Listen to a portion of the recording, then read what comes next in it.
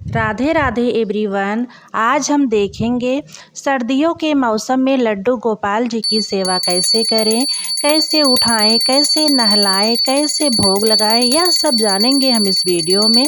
सबसे पहले लड्डू गोपाल जी को उठाने के लिए हम घंटी बजाते हुए लड्डू गोपाल जी को उठाएंगे या फिर हम भजन गा करके भी लड्डू गोपाल जी को उठा सकते हैं। इस तरीके से आप देख सकते हैं सोते हुए लड्डू गोपाल जी हमारे कितने सुंदर लग रहे हैं, कितने क्यूट लग रहे हैं। अब हम लड्डू गोपाल जी को उठा करके बैठा देंगे। जिस तरीके से हम अपने बच्चे की देखभाल करते हैं, बच्चों को उठाते हैं अपने, उसी तरीके से हमें अपने लड्डू गोपाल जी को भी उठाना है। बहुत ही ज़्यादा प्यार से सहलाते हुए हमें लड्डू गोपाल जी को अपने उठा लेना है। इसके बाद जो बंसी है लड्डू गोपाल जी की, उसे हम उनके पास ही रख देंगे।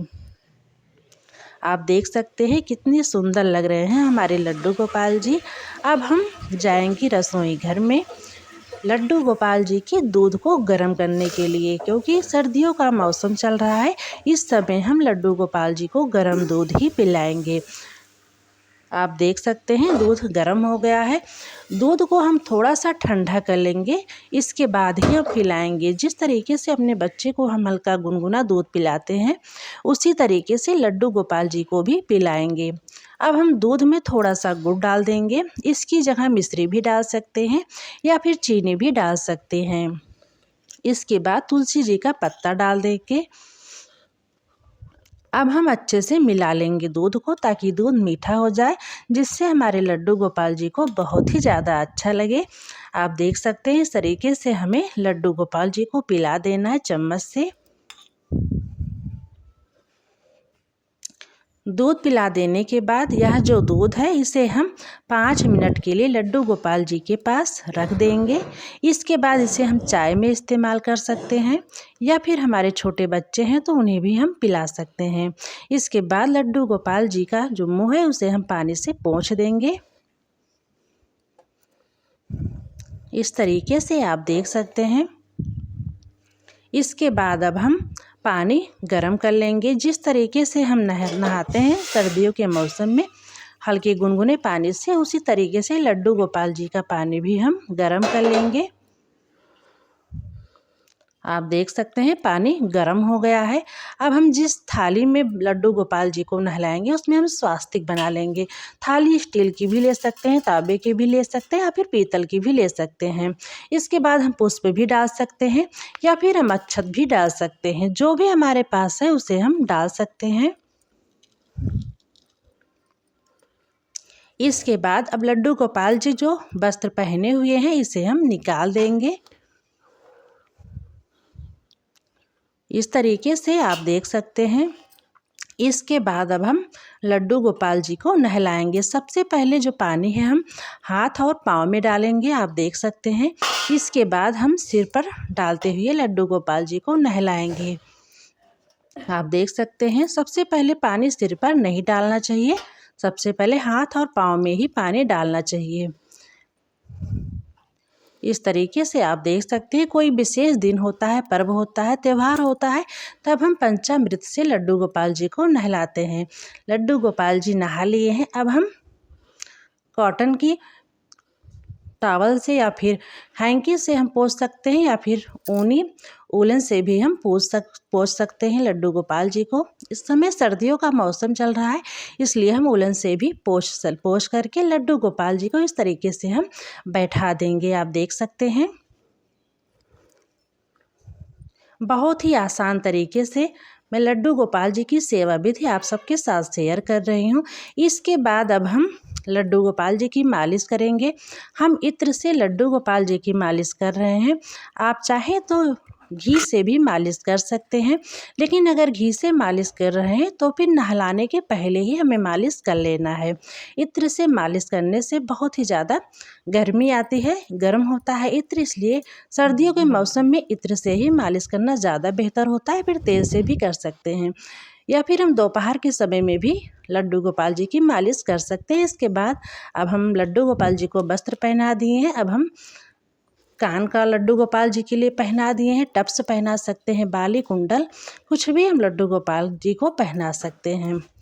इसके बाद अब हम बैजंती की माला लड्डू गोपाल जी को पहनाएंगे। लड्डू गोपाल जी को बैजंती की माला बहुत ही ज़्यादा प्रिय होती है, इसे हम ज़रूर पहनाना चाहिए अगर मिल जाए तो, नहीं तो हम इस तरीके से माला भी पहना सकते हैं। इसके बाद अब हम लड्डू गोपाल जी के बाल को लगा देंगे, आप देख सकते हैं। इसके बाद जो कैप है इसे अब हम लगा देंगे। सर्दियों का मौसम चल रहा है इसलिए हम कैप लगाएंगे, नहीं तो मुकुट भी इसकी जगह हम लगाते हैं। इसके बाद अब हम तुलसी दल शालिग्राम भगवान जी को समर्पित कर देंगे, लड्डू गोपाल जी को समर्पित कर देंगे। हमारे मंदिर में जो भी भगवान हैं, देवी जी हैं, सबको हम तिलक कर देंगे। आप देख सकते हैं हम लड्डू गोपाल जी को तिलक लगा देते हैं। जो लड्डू है इसे भी हम तिलक लगा देते हैं। आप देख सकते हैं जो भी मंदिर में हमारे देवी जी हैं, भगवान हैं, सबको हम तिलक लगा देंगे। इसके बाद लड्डू गोपाल जी को हम बंसी समर्पित कर देंगे, अर्पित कर देंगे। आप देख सकते हैं इसके बाद हम एक लकड़ी की भी बंसी अर्पित कर देंगे, क्योंकि लकड़ी की बंसी बांसुरी लड्डू गोपाल जी को बहुत ही ज़्यादा प्रिय है। इसके बाद अब हम जोत जला देंगे, दीपक जला देंगे। आप देख सकते हैं धूप दीप जिस तरीके से हम पूजा करते हैं इसे इस तरीके से हम जला देंगे। आप देख सकते हैं इस तरीके से धूप दीप जला लेने के बाद अब हम भगवान जी को भोग समर्पित कर देंगे। किशमिश है, मिश्री है, या फिर हम जो भी है हमारे पास उसे हम भोग के रूप में समर्पित कर सकते हैं। फल है, फ्रूट्स है, या फिर हम भोजन का भी भोग लगा सकते हैं, लेकिन भोजन में लहसुन प्याज नहीं पड़ा होना चाहिए। तुलसी का पत्ता अगर हमारे पास नहीं है तो फिर हम तुलसी जी की माला भगवान जी को समर्पित कर देंगे, इससे भी भगवान जी भोग को स्वीकार करेंगे। इस तरीके से हमें पूजा कर लेनी है, आप देख सकते हैं। इसके बाद अब हम लड्डू गोपाल जी की आरती करेंगे, कपूर जला करके इस तरीके से हम आरती करेंगे। जो भी हमारे मंदिर में देवी जी हैं, देवता हैं, भगवान हैं, सबकी हम इस तरीके से आरती कर लेंगे। इस तरीके से हमारी सबसे सरल, सबसे आसान पूजा संपन्न होती है। बहुत ही सरल, बहुत ही आसान तरीके से आज मैं आप सबके साथ लड्डू गोपाल जी की सेवा पूजा विधि बताई हूँ। इस तरीके से हमें पूजा कर लेनी है। इसके बाद अगर हमसे कोई भूल चूक हुई है उसके लिए हम भगवान जी से माफ़ी मांग लेंगे। इस तरीके से आप देख सकते हैं हमें सर्दियों के मौसम में लड्डू गोपाल जी की पूजा करनी है। इस तरीके से यह वीडियो यहीं तक है, और अगर यह बताने का तरीका हमारे आप सबको पसंद आया हो तो इस चैनल को ज़रूर सब्सक्राइब करिएगा और एक लाइक ज़रूर करिएगा, और कमेंट बॉक्स में राधे राधे या फिर राधे कृष्ण भगवान सीताराम जी ज़रूर लिखिएगा। मिलती हूँ अगले वीडियो में, तब तक के लिए राधे राधे।